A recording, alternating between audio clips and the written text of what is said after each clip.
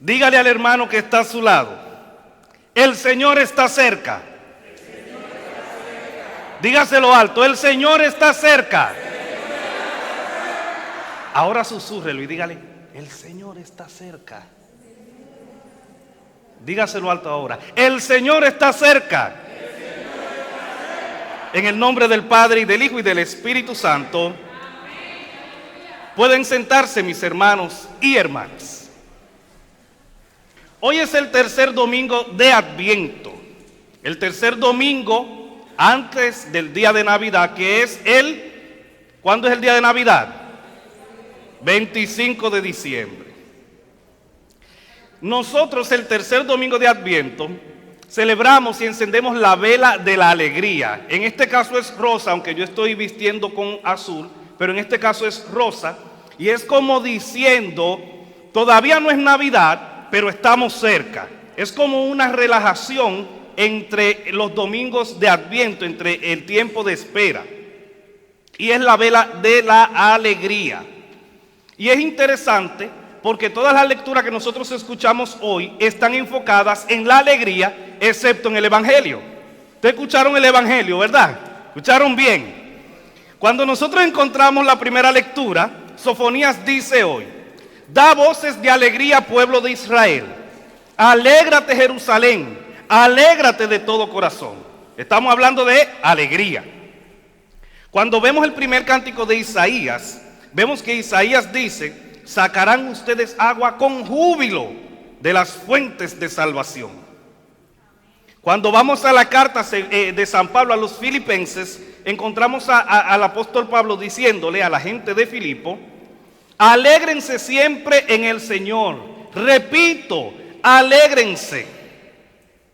Pero cuando vamos al Evangelio de San Lucas hoy, Lucas inicia de la siguiente manera: cuando la gente salía para que Juan los bautizara, él les decía: raza de víboras, ¿quién les ha dicho a ustedes que van a librarse del terrible castigo que se acerca? Tenemos tres lecturas hablándonos de la alegría, y tenemos una lectura que está hablando de un castigo, está hablando de algo totalmente diferente. Yo tengo que confesar que yo una vez le dije a unas hermanas en la iglesia en Santo Domingo, República Dominicana, le dije eso porque eran unas hermanas impertinentes, cuando eso yo ni seminarista era. Le dije: usted lo que es una raza de víboras. No voy a decir ni la iglesia ni los nombres porque a lo mejor me están viendo, pero ella sabe. Ahora bien, ¿qué relación existe entre la alegría que escuchamos en las lecturas y lo que dice el Evangelio? La clave está en Filipenses 4, versículos 4 al 5. Dice: alégrense siempre en el Señor. Repito, alégrense. Pero el verso 5 dice lo siguiente: que todos los conozcan, a ustedes y a mí, como personas bondadosas. Ahí es donde está la conexión. Existe una conexión grande entre la alegría del cristiano y ser bondadoso. La Real Academia Española define la bondad de la siguiente forma. Tome nota, secretaria. Cualidad de ser bueno. Natural inclinación a hacer el bien y amabilidad de una persona respecto a la otra. Eso es ser bondadoso. Amabilidad de una persona con otra, inclinación siempre a hacer lo bueno y cualidad de ser bueno. Si somos felices sin ser bondadosos, entonces esa alegría que decimos no proviene de Dios. Si decimos estar felices con todas las cosas que suceden y mostrarnos indiferentes, entonces esa alegría no viene de Dios. La alegría que viene de Dios se muestra en la manera en cuando somos bondadosos. Pablo invita a estar alegres siempre, pero también a ser buenos. No solamente a ser alegres, sino también a ser buenos. Y es interesante porque Pablo dice que hay que alegrarse en todo momento. Y es difícil cuando usted tiene un dolor estar riéndose. Y es difícil cuando usted está pasando por una situación personal, es difícil reírse. Pero lo que Pablo está diciendo hoy no es de esa alegría donde todos nos mostramos con la sonrisa, Colgate. Sí, no es de eso, de la alegría que está hablando Pablo. De la alegría que Pablo está hablando es de esa alegría genuina que sale del corazón de las personas que sirven a Dios. Tenemos que ser amables con los demás, quiera o no quiera. El cristiano debe de ser amable y a su vez tener inclinación a hacer todo lo que es bueno y agradable a Dios. El cristiano que no hace lo que es bueno y agradable a Dios, entonces está viviendo una falsa alegría, una falsa espiritualidad. El cristiano que no está dispuesto a ser bondadoso, a ser bueno, está viviendo una falsa alegría y una falsa espiritualidad. Esta es la verdadera conexión que existe entre la alegría y la bondad. Que para ser alegres en su totalidad hay que ser bondadosos y no precisamente estar riéndose. Por eso el evangelio de hoy que escuchamos, Juan dice, raza de víboras, pórtense, oigan esto, presten atención y los que están en su casa.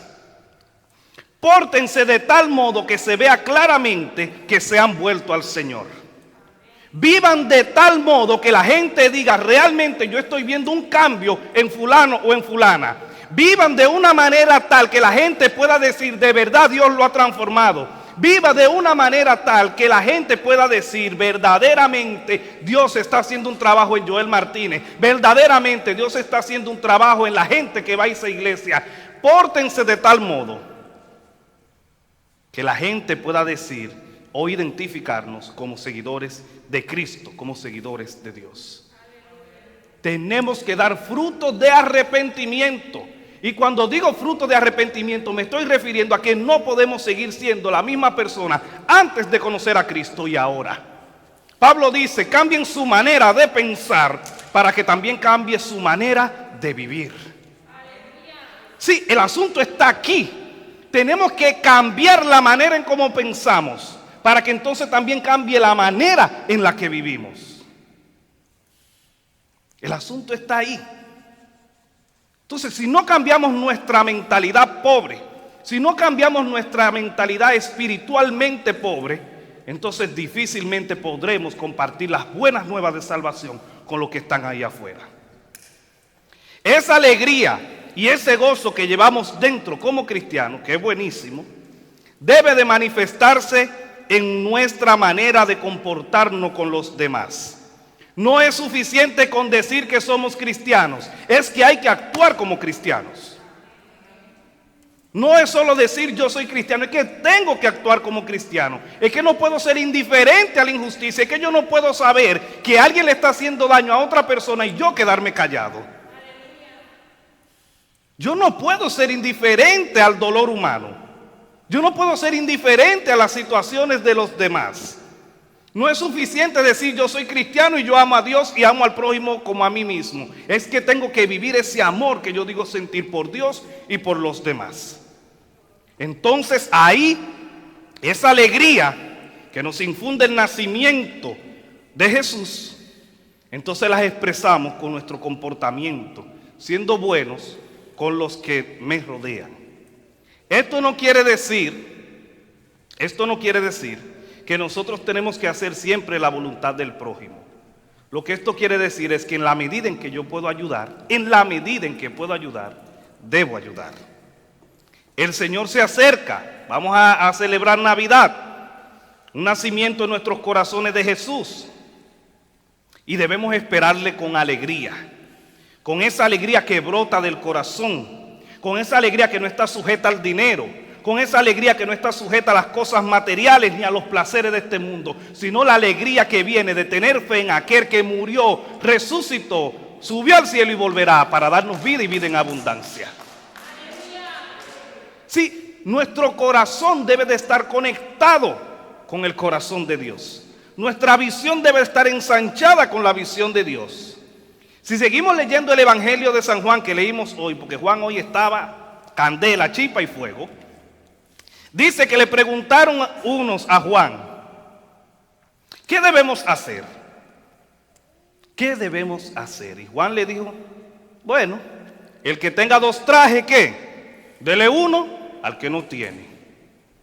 Y dice, y el que tenga comida, compártala con el que no tiene. ¿Qué hay de complicado en eso?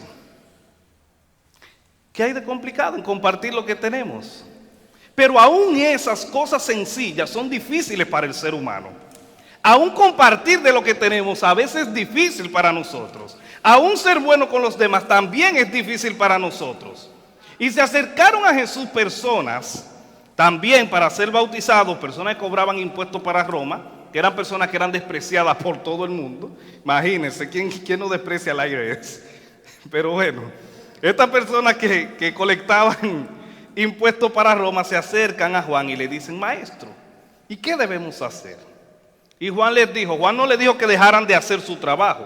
Juan lo que le dijo fue, no cobren más de lo que deben cobrar. Es decir, sé empático con el otro. Si a ti te dicen que nada más tienes que devolverle $1,500 al IRS, entonces ¿por qué ellos te quieren pedir 2,000 y 3,000? Sí, lo que Juan le está diciendo a la gente es sencillo lo que tenemos que hacer. Porque de hecho el evangelio no es cosa tan difícil, es que nosotros la complicamos por el mismo pecado que hay en nosotros. Pero no hay nada de complicado de compartir lo que tenemos. No hay nada de complicado de dar de lo que tenemos. Y hay gente que parecen 100 pies, que tienen de 100 zapatos en adelante y no comparten ni uno, al menos que se esté dañando, tenga la lengua afuera. Entonces vienen después unos soldados, no se rían que es así, mis hermanos. Vienen después unos soldados y le dicen, ¿y nosotros qué tenemos que hacer?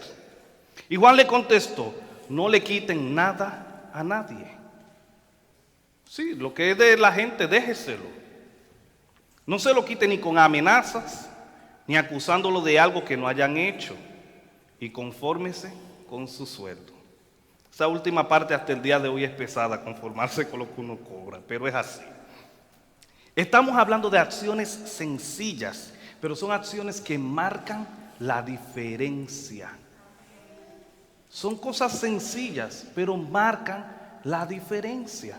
Si usted sabe que el padre Joel está pasando trabajo, usted lo ve que está pasando hambre, y usted tiene 5 o 10 latas ahí de gandules, dele una al padre, que es sencillo, pero marca la diferencia.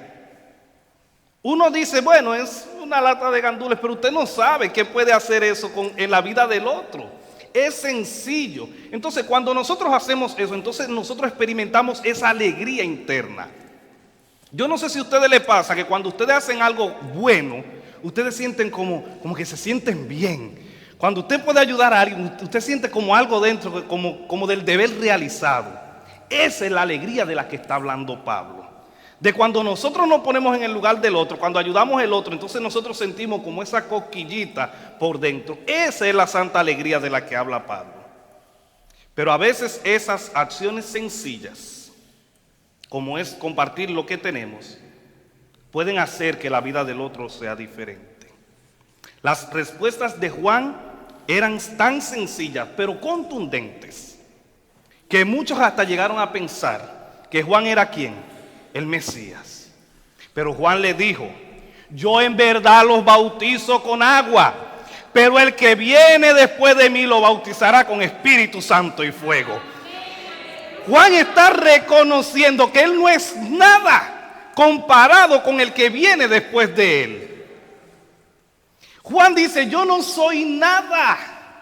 Hay en otra parte de la Biblia que Juan dice, yo tengo que menguar para que crezcas tú. Yo tengo que ponerme chiquito, yo tengo que envilecerme, para que crezcas tú. Juan dice después de eso, dice, el que es más poderoso que yo, hablando de Jesús, el mismo Jesús que usted y yo le servimos, yo no soy digno ni siquiera de desatarle la correa de sus sandalias.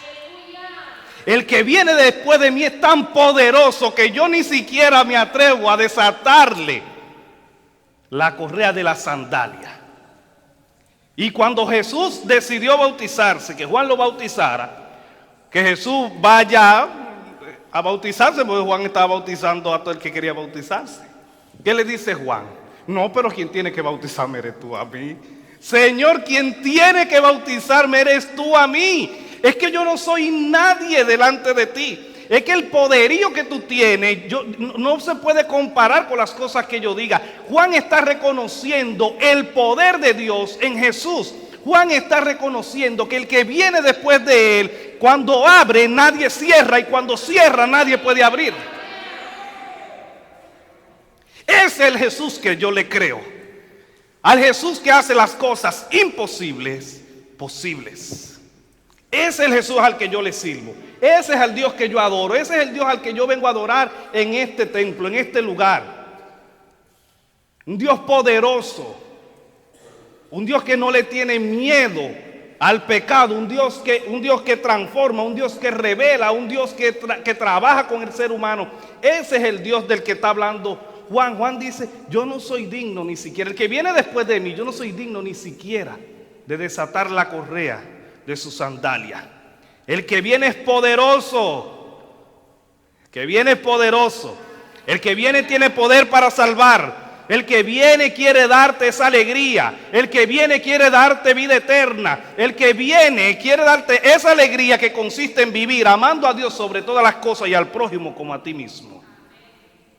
Ese del que Juan habla, del que él dice que no es digno de desatar la correa de su sandalia, muestra su poder en tu debilidad.